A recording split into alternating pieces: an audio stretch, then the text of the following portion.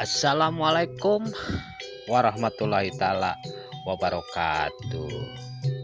Wilujeng patepang deui sareng sim kuring Mang Dedek Rajet anu biasa mancen tugas dina acara dongeng ieu. Satacan kulam cenah pamiarsa sadayana hayu atuh urang milarian panglipur kalbu pangbeberah kana mana. Mun cenah dina dongeng Juragan Darta teh nya cenah kamari teh tos dugikeun ka eta Juragan Darta teh duginya ka bumina si Neng Kinan teh nya mun tos dugikeun ka dinya nya. Mun atuh pamirsa sadayana supados teu nyagolong ti kana waktos urang lajengkeun deui dongeng ieu teh.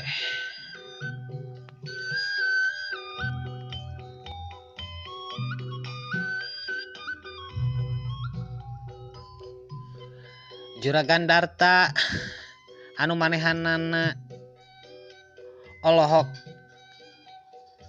ningali ka eta si Kinan anu nuturkeun kanu jadi ninina. Si Dugle oge anu bari jeung ngecageun eta babawaanana manehanna ngilu olohok. Sabab meureun heran tah kakara meureun kitu tah panggih jeung anu ngaranna si Neng Kinan cenah ceuk si Dugle mah. Atuh geus kitu mah eta si Nini oge nyebutkeun mangga atuh cenah geura kalebet eta cenah juragan cenah. Kitu ceuk manehanana atuh ceuk si Nini teh.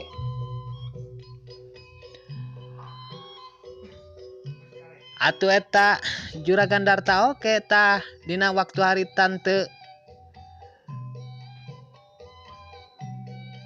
loba anu diomongkeun, teu loba anu diobrolkeun. Sabab manehanana nyebutkeun cenah erek ngajak eta si Kinan pon kitu ge eta si Aki ngarah jongjon cenah ucapna teh lamun ngobrol di tempat anu lain mah. Meureun ngajak makan meureun ngajak minum meureun teuing ka restoran teuing ka kafe lah pokona mah anu jelasna dina waktu harita eta Juragan Darta ngajak indit ka eta si Nini jeung si Aki.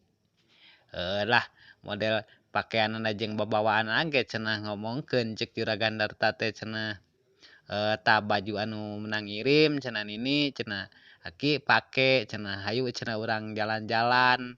Nyai si Nini jeung si Aki mah atoh kitu tah nya. Ngan aya si Dugle mah rada kuraweun baeud kitu da teu dibawa tah dina waktu burit eta teh jeung si Manulang kalaka cenah jigue cenah Dugle maneh mah kos cenah ka ditu cenah dina lah di tempat anu disewakeun cenah kitu tah.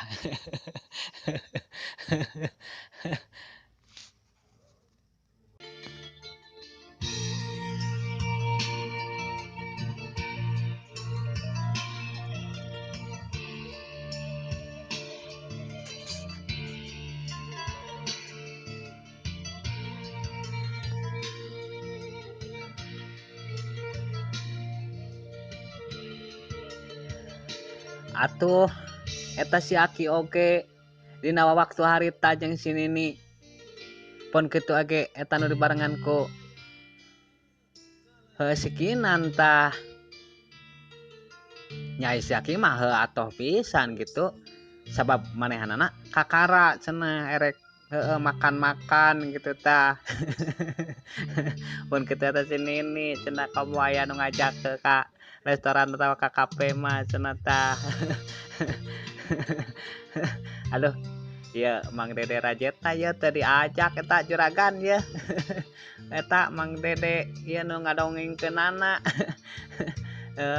Anu diajak teh kalaka si Aki jeung si Kinan. Oh eta gampang maneh mah tukang dongeng Mang Dede. Naon teh apaan ieu si Dugle ge sidik eta kukuring teu dibawa. bisi ngaganggu eta si Dugle makomo nanti sok macem-macem eh kewe iraha deui eta Mang Dede mah ku eta kukuring diajak makan-makan kitu eta cek Juragan Darta ka Mang Dede ka tukang dongeng cenah ke iraha deui nya teu Juragan nuhun Juragan. Waktu eta kancang sinini ge gesat-gesut diganti pakaian jeung baju tah bari jeung eta katingali ku kenclingna eta si Dugle pon kitu oge eta si Manulang anu rek neangan tempat kosan tah. Aduh alhamdulillah pisan eta aduh aki mah meni bunga pisan kitu rek aya nu ngajak makan-makan kitu cenah eta cek si Aki.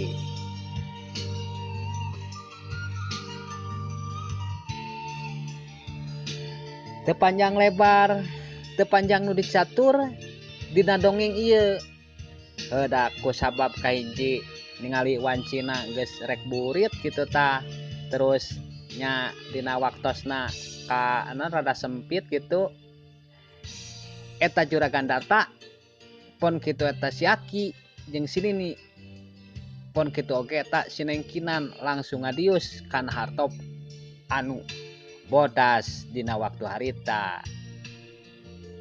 teuing tah teuing rek ka mana tah eta manehanana anu ditujuna teh.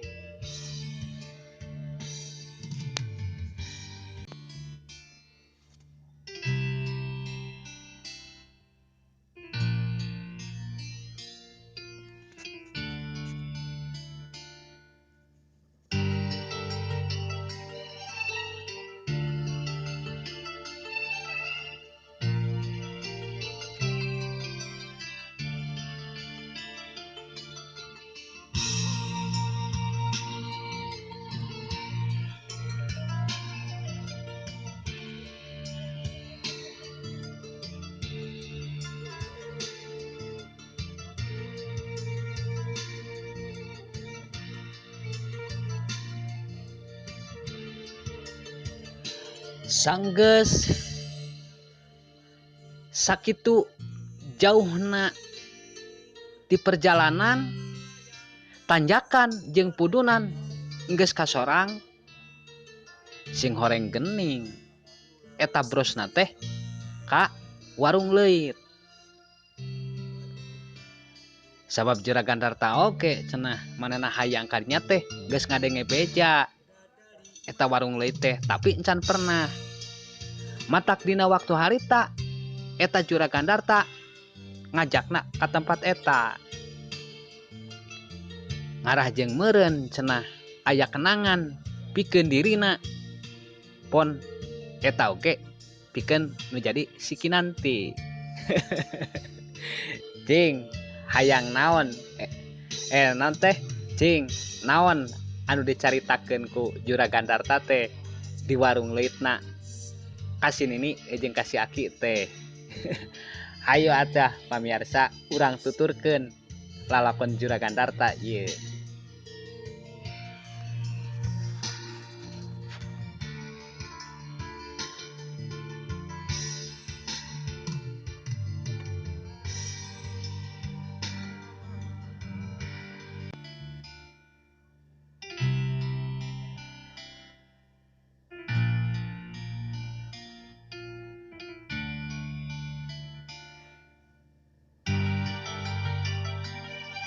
Jadi anu ngaranna Juragan Darta teh manehanana ngajelaskeun atawa ngajentrewelekeun ka sini jeung si Aki katut si Kinan.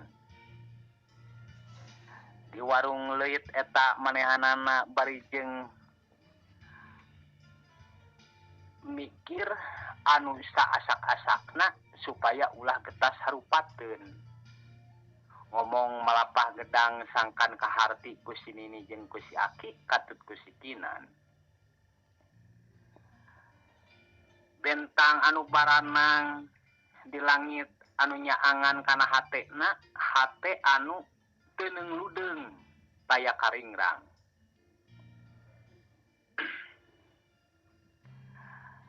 Cag atuh pamiarsa sadayana carita atawa carios Juragan Darta dugikeun kadinya heula. Sabab dina emutanana anu jadi sinini jeung si Aki manehanana supaya mikir asak-asak ulah tepikeun ka kaduhung engkena. Kitu oge Juragan Darta manehanana mikir asak-asak sangkan henteu kaduhung isuk pagetona. Kacaturkeun si Dugle jeung si Manulang manehanana anu keur neangan warung bari jeung tatanya pikeun pitempateun atawa tempat anu disewakeun. Si Dugle jeung si Manulang manehanana nanyakeun kanu eta ngaliwat.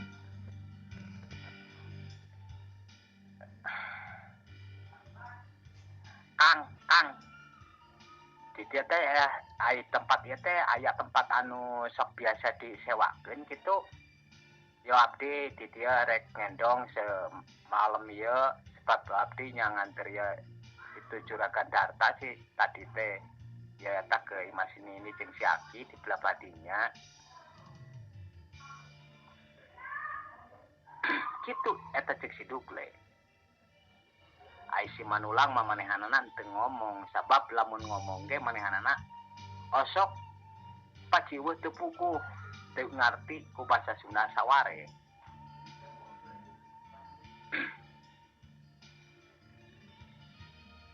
Nya ai biasana mah si sok aya di dieu teh tapi nya dukatak di belah eta meureun belah kulon ta belah dinya cobaan we tatanyakeun ka warung. Ya belah mana eta warungna? Nyata belah kulon belah dinya. Aduh nya atuh nuhun nya, ya abdi nuhun pisan geus di bejaan. Ayo Manulang urang indit kitu ke warung. Kitu ceuk eta si Dugle. Atuh si Dugle jeung si Manulang gencling we ka belah kulon sabab geus nanyakeun kanu aya di eta patempatan. Barang keur kitu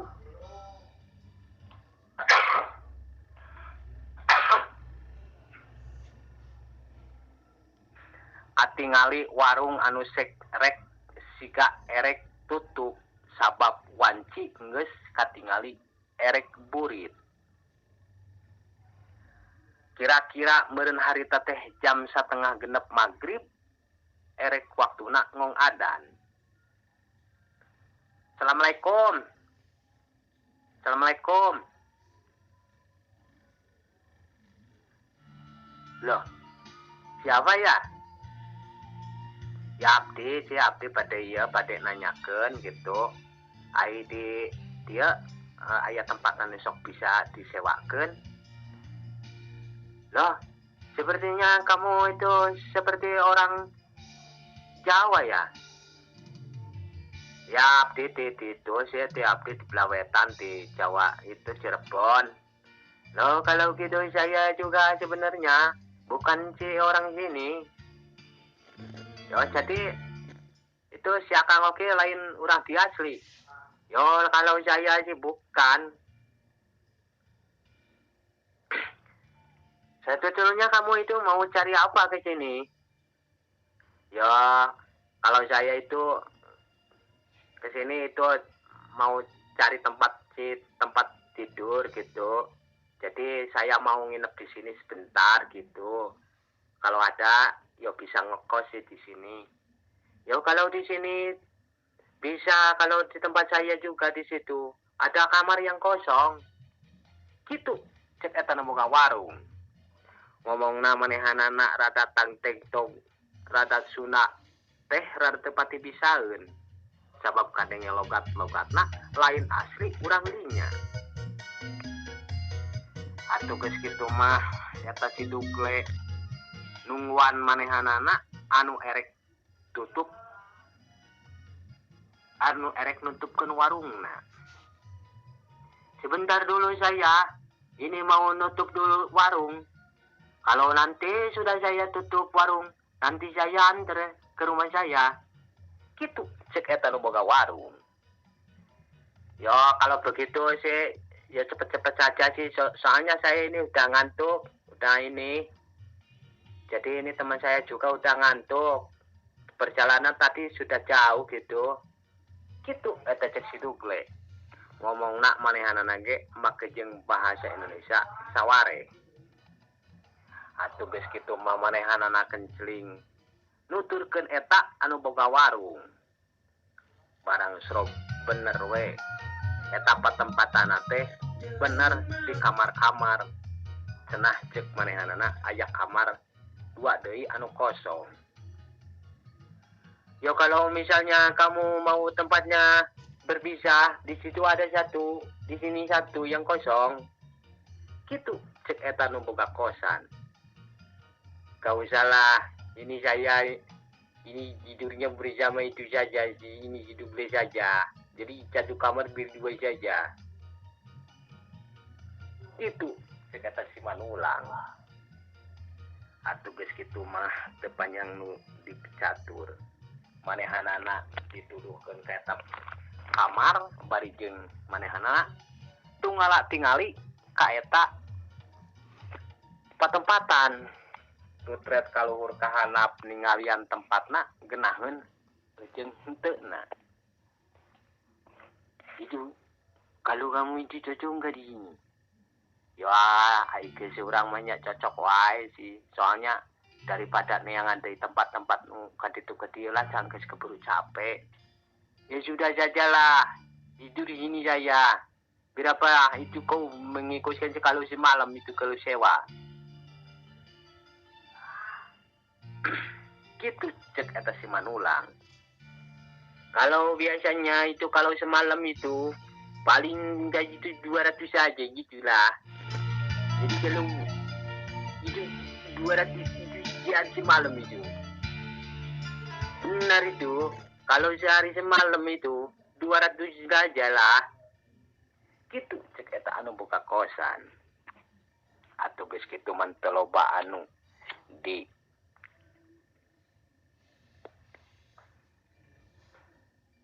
penta deui atuh sup we si Dugle jeung si Manulang asup ka eta kamar. Sudahlah di sini saya istirahatlah. Saya mau tidur-tiduran. Kau itu kalau mau cari makan cari saja. Nanti saya belikan sama kau. Dugle. Soalnya saya ini sudah capek sekali lah.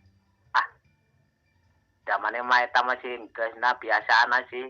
Lamun geus intit-intitan kemana-kemana pasti yo mane sare. Yang geus we sok we make urang gedeg neangan ke warung neangan dareun. Mane deg sare-sare lampek. Gitu eta cek si Dugle kasih Manulang. Geus kitu mah atuh manehanana taya anu ngomong saurang-urang acan. Sebab mikiran manehanana si Manulang mikiran kacapek di perjalanan si Dugle oge gitu. Manehanana bari jeung nangkepkeun leungeun kana sirahna nyarane dina eta kursi.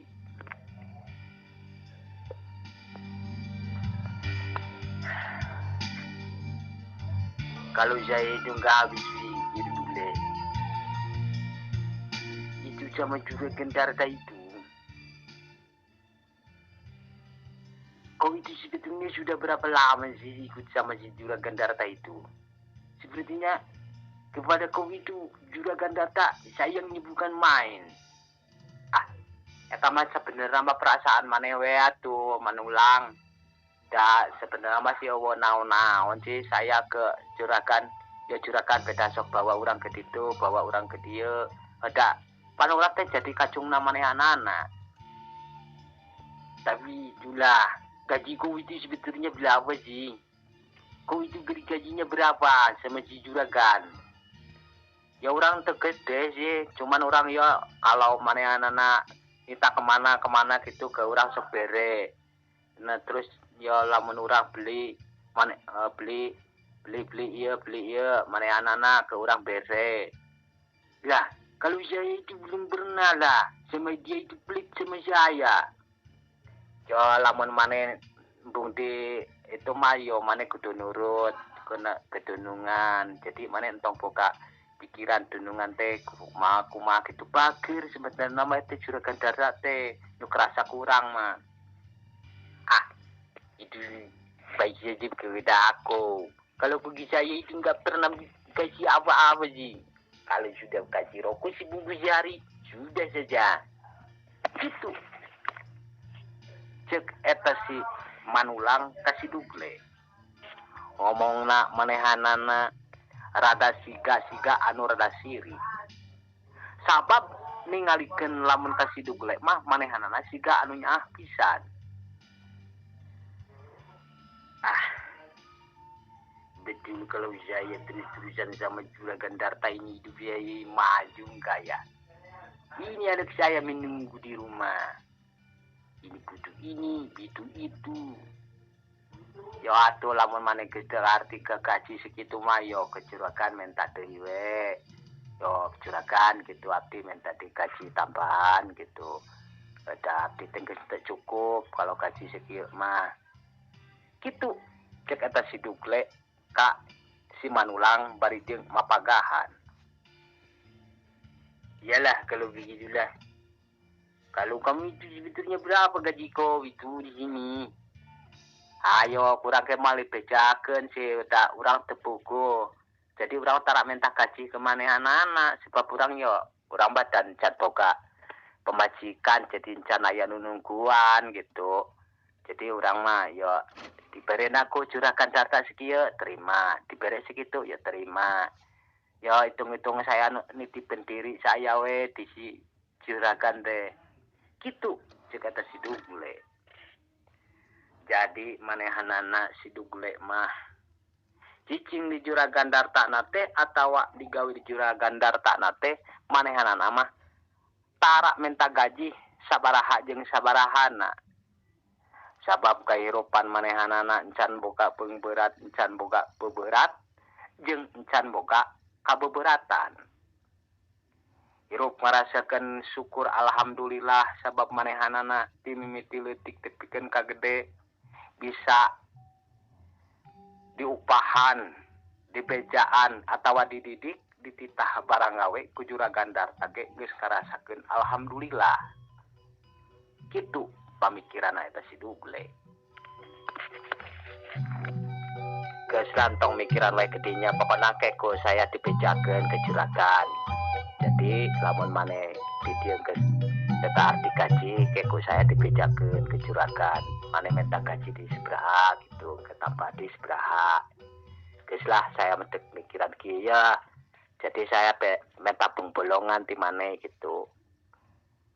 Lamun saya teh pan lah da geus gede ya nama geus sok ajen gitu boga hayang boga iyo boga pemajikan saya ke ulai-ulai we ku juragan darta tuh juragan darta yeuna geus dina tilu ayang 4 sok coba ke lamun geus 4 juragan darta yang sabaraha hai urang lah kalau masalah itu sebetulnya kau itu harus ganti saja kau itu pagi-pagi mandi jadi badan kau bersih-bersih pakaian kau itu jangan seperti dulu kucil dan kumel begitu. Siapa mau itu perempuan kalau sudah kucil dan kumel begitu. Jadi kalau menurut saya, kau itu pagi-pagi mandi.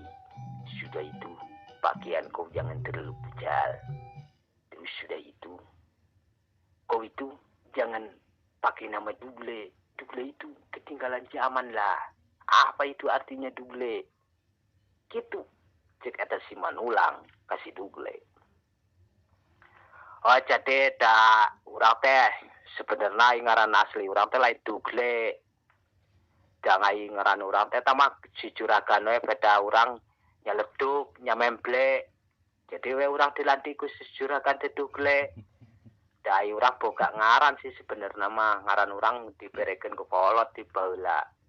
Ai ngaran urang teh pan ngaranna ku kolot Diki Prakoso sih diberekna ku kolot teh. Ya, Itulah. Namaku itu bagus. Namanya Diki Prakoso. Ya benar mas. Sudah saja Diki sekarang Prakoso, ganti. mas. Saya sama Bagus, kau nyebut mas. si Diki itulah Diki Prakoso. Bagaimana kau cocok enggak? Ya sama ke saya kau mak mana. Kalau mana nyebut Diki Prakoso ke saya, ya sok. Dan naon-naon. Tapi saya bejaan, ku macarana ya. Supaya saya kira yang buka kebogo kayak gitulah. Lah, kalau masalah itu gampang lah. Nanti saja. Gitu. Eta guntrengna. Si Manulang jeung si Duble. Geus kitu mah manehanana atuh ngomong kusabab obrolan manehanana geus ngarasakeun pisan ripuh atawa jeung capek. Geus lah, ada kitu mah urang dek beli eta, dek beli lah minum, dek beli lah tak rokok jeung dareun. Tungguan we di dieu nya. Saya dek beli lah ke ditu karep kemana we neangan. Bari dek sekalian deh bebeja itu saat di dieu na RT-na jadi teu arep-arepeun saya mondok di dieu. Lajinya usalah kan yang punya kos ini sudah biasa ada tamu ke sini. Jadi yang punya kos juga sudah di sana sudah ngasih kabar. Tapi kau cepet saja gitu kalau mau beli makan saja. Saya sudah lapar nih. Gitu. Eta cek si Manulang. Atuh geus kitu mah eta si Duble manehanana kencling. Neangan udut jeung dahareun keluar di eta imah. Juragan Darta manehanana anu keur gunem mikiran jeung ngelamunan manehanana di eta patempatan. Warung daweung anu sakitu mewah jeung megahna manehanana ngarasakeun betah di eta patempatan. Penting anu geus maju ka sepi kadenge Juragan Darta ngomong deui ka eta si Nini jeung si Aki. Sabab manehanana geus lila mikir asak-asak henteu gatas harupateun jeung si Nini ge jeung si Aki kitu dina pamikiranana.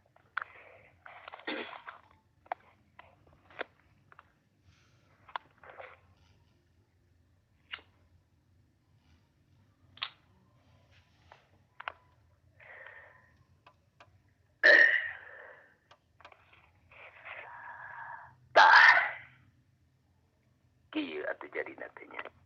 Anu sabener-benerna. Sabab ai kudu jadi abdi oge. Geus dipikir, dibulak-balik, dibeuweung, diutahkeun. Geus moal tepikeun ka getas harupateun. Naon anu bakal terjadi ayeuna, isuk jeung pageto. Kuring geus dipikir asak-asak, sangkan teu kaduhung engkena. Pon kitu oge nya. Meureun Aki jeung Nini katut sikinan. Diajak ka dieu teh sangkan merenung, mikirkeun atawa neangan pikeun jalan. Sangkan dibukakeun dina hatena, jiwana jeung pikiranana. Prak atuh ayeuna mah. Nini entong asa ngarasa kahalang-halang. Aki oge tong ngarasa kahalang-halang. Tut kinan. Sok geura cumarita naon anu dipenta atawa naon narima jeung henteu abdi oge moal tepikeun ka maksa. Dah gitu. Geus dijelaskeun jeung dicentrewelekeun ku Juragan Darta oge. Si Nini jeung si Aki encan masih keneh manehna bisa ngomong sabab ngarasakeun bingung lamun erek ngomong atawa ngucapkeun. Sok sieun boga pikiran jeung perasaan Juragan Darta amek ka manehanana atawa keheul ka manehanana.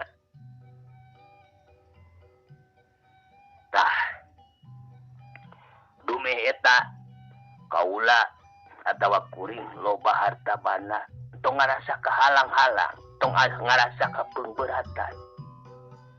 Sabab kuring boga pamajikan hayang menang tina ikhlas jeung ridho. Nu jadi Nini, nu jadi Aki katut eta jenisna. Sok ayeuna mah terus terang. Kitu ceuk eta Juragan Darta. Atuh geus kitu mah nya. Eta si Aki manehanana bari jeung rada ngomongna anu balelo sabab sieun jeung ngarasakeun sieun.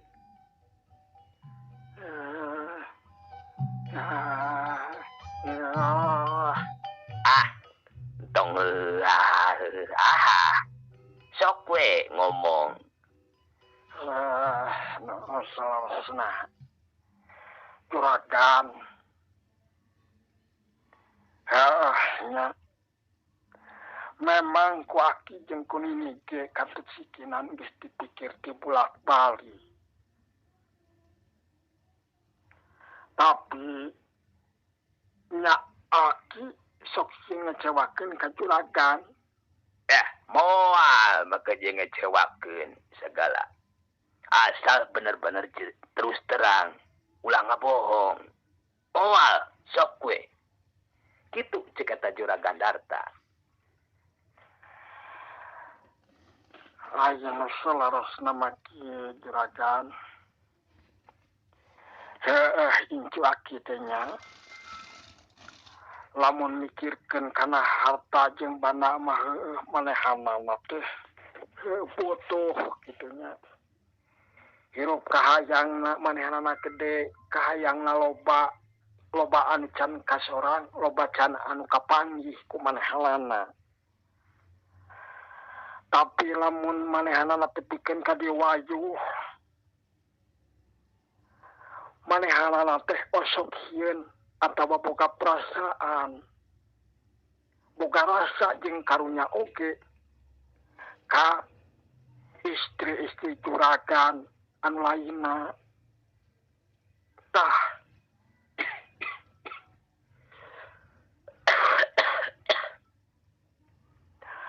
manehanana teh boga pikiran jeung perasaan kitu ngarasakeun tina jiwana jeung ragana manehanana teh sarua.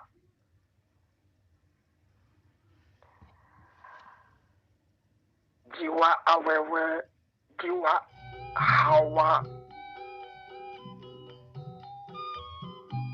Jadi tina jiwa hawa teh manehanana ngarasakeun aing kumaha, da aing boga rasa kitu cenah Juragan.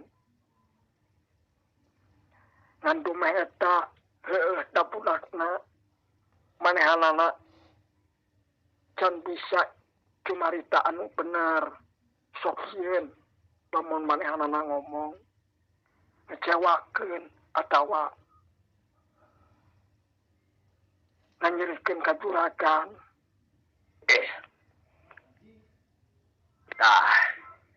Gitu. Alus dah. Jadi kaula oge.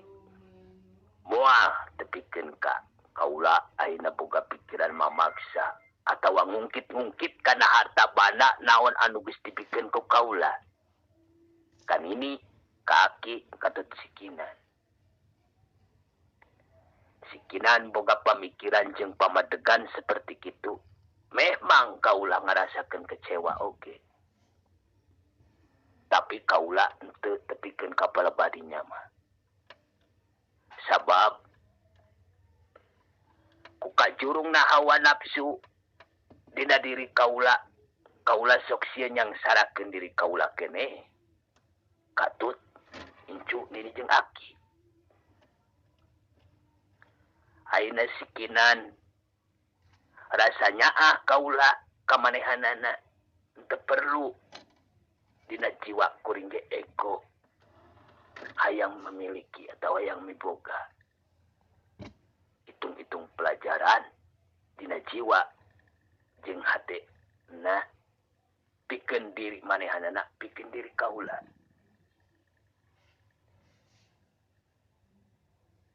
kitu ceuk eta Juragan Darta manehanana bari jeung rada mikir jeung ngahuleng sabab memang dina hate leutik nama manehanana henteu ikhlas lamun teu pikeun ka eta anu geulis kawanti-wanti teh henteu jadi milik manehanana. Juragan nyampura pisan ya. Heueuh aki gitu. Lain teh bisa ngadidik kan jadi incu. Da ku aki ge jeung ku sini. Kamari hayu we diomongan. Mining daek kinan teh. Maneh teh ngaramane cing teh hirup teh sangsara. Ngaramane cing teh hayang naon ge jual boga. Tapi manehanana teh ngaruh teh ngomong teh kitu, Juragan.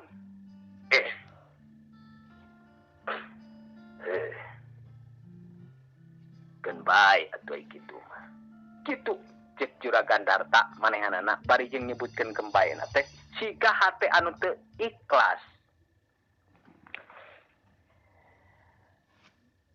Memang lamun mikiran kana hawa nafsu diri kaula harta bana loba kelipu cek paribasana teu kalepok teu kapake tapi memang eta harta bana kaula ngan saukur titipan ti Gusti Allah jadi kaula mikeun atawa mihapekeun atawa nyimpen teh ka mana lamun kaula atawa kuring nyimpen mihapekeun atawa mikeun kanu lain tempatna meureunnan anu ngaranna teh babari beak babari hancur tapi ieu pikeun pelajaran hirup kaula sabab kaula can pernah panggih jeung jelema nu kawas kieu atawa awewe nu kawas kieu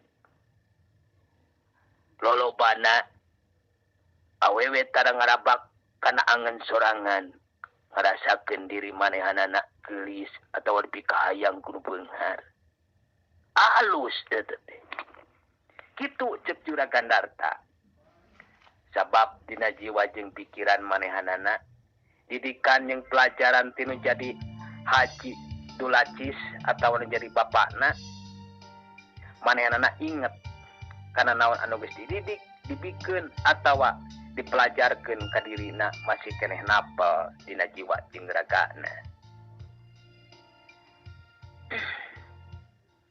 Nya gitu Juragan. Ini ge hampura pisanna. Lain teu dipapagahan teu dibejaan. Nyata kanu jadi incu teh. Tapi da meureun da meureun pamikiran jeung hayang manehna geus kitu. Keun bae nini. Kumaha teh nya. Sok atuh ayeuna mah kieu we. Eta heula tanah teh naon bisi aki hayang di naon eta ngopi tawa pesen deui makanan naon anu aya di ieu warung ieu. Sok nini tong asa-asa kinan. Sok naon we nyokot eta tawa pesen. Atos Juragan cekap itu sakieu. Nuhun pisan kitu aki can pernah kitu aki mah komo aya ngajak ku beunghar kan tempat kararieu. Paling ka warung kitu aki mah. Bersyukur malain ka kaula ka Gusti Allah we kan ini kaki mah katut sikinan ai kaula mah teu bisa naon-naon. Pan syukur bisa ukur kieu pan kaula mah. Kitu ceuk eta Juragan Darta. dina jiwa jeung pikiranana manehanana boga hate anu jembar, boga hate anu bijaksana, sabab manehanana dina pamikiranana geus kabaca jeung kabayang. Lamun manehanana tepikeun ka teu ditarima ku incu eta si Nini jeung si Aki, manehanana ulah tepikeun ka ngecewakeun ka Nini jeung si Aki katut kana dirina. Mata kecap jeung lampah manehanana jaga, dijaga jeung dijaga anu sahade-hadena. Sok atuh naon we tata. Eta Nini dek naon deui tah? Bisi Nini rek minumanana dek ditambahan deui jus naon tawan naon kinan eta dek ditambahan deui naon atuh kinan eta. Kitu ceuk eta Juragan Darta. Si Kinan manehanana anu ngaharug atawa tungkul manehanana dina hatena ngarasakeun lega sabab Juragan Darta manehanana henteu maksa atawa henteu mamaksa.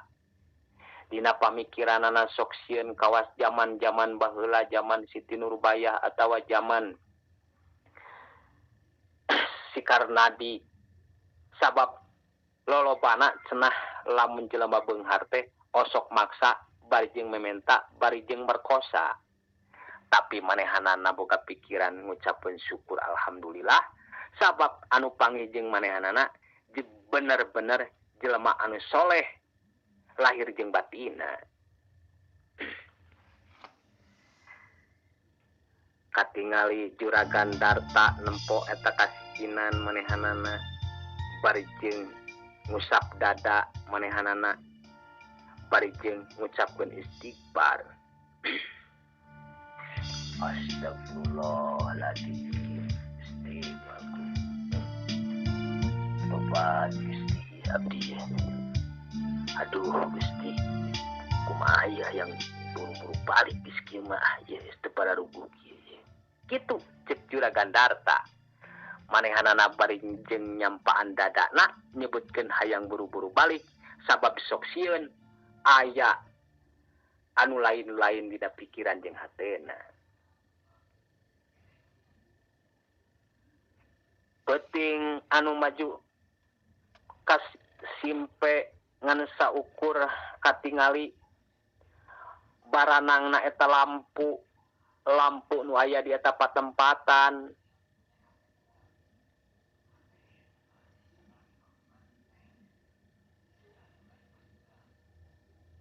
Katingali langit anu geus taya anu marengan. Bintang-bintang anu geus rada erek laleungit kadatangan ku eta ibun peuting anu geus rada poek mongkleng. Si Aki jeung si Nini manehanana geus ngarasakeun hatena era jeung era sabab manehanana ngarasakeun hanyelu kana naon anu dimaksud ku Juragan Darta. Tapi pikeun Juragan Darta manehanana ngarasakeun hatena boga jiwa anu tenang jeung teuneng jeung ludeung. Manehanana henteu dipikiran deui kana naon anu geus diucapkeun ku si Nini jeung si Aki. Si Kinan manehanana anu geus ngarasakeun era oge hayang buru-buru menta balik ka si Nini jeung si Aki. Bari jeung Noel manehanana ngaharewos ka si Nini jeung si Aki.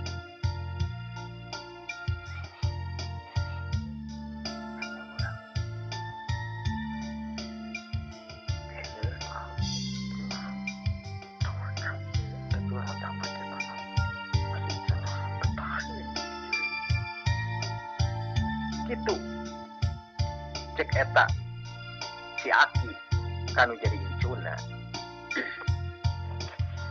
Aduh geus atulah ayeuna mah da geus penting teuing meureun nya.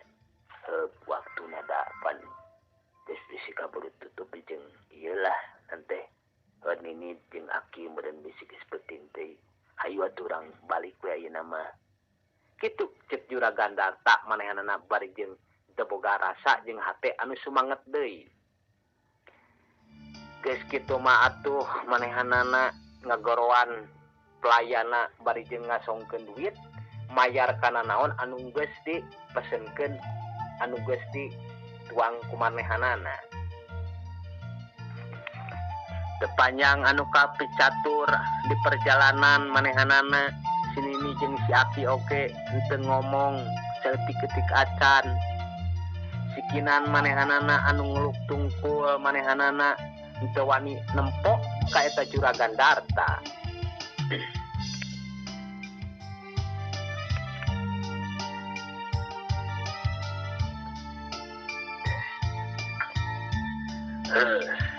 nah kieu nya sebenarnya nyakinan heuda kaula ge ayeuna mah geus ngarasakeun ka anak we kitu nya masing hade masing kade jaga jiwa rasa dina hate salira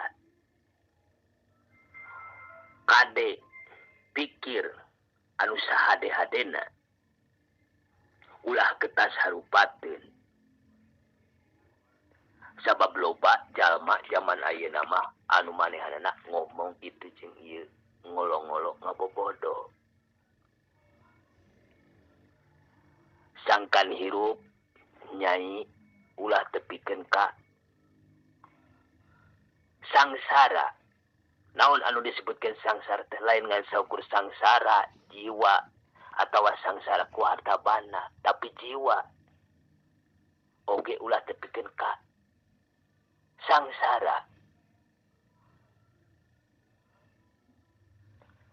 kaula teh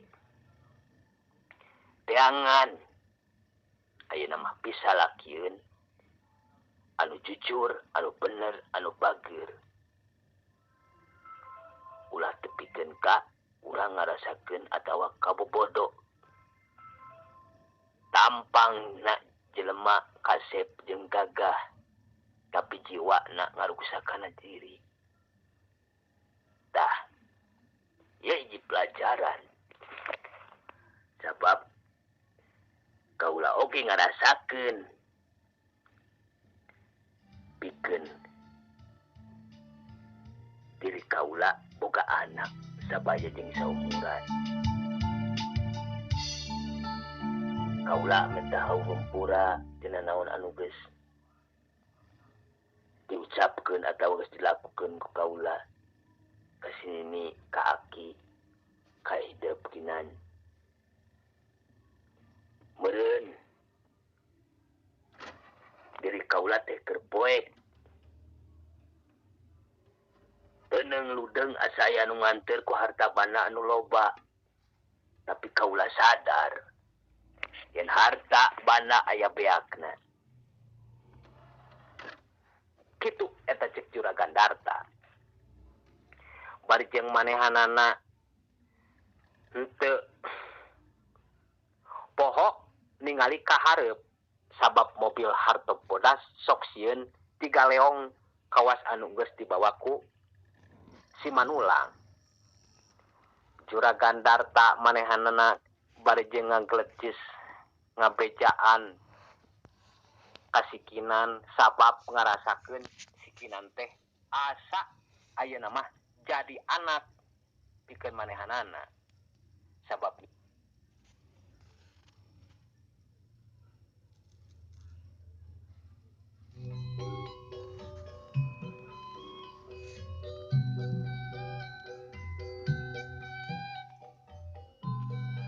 Aduh, pamirsa sadayana sanes kirang sono ya Mang Dede Rajet ngadongengkeun ka Juragan Darta teh mung waktosnya tos teu nyekapan deui kitu cenah geuningannya naon anu tos di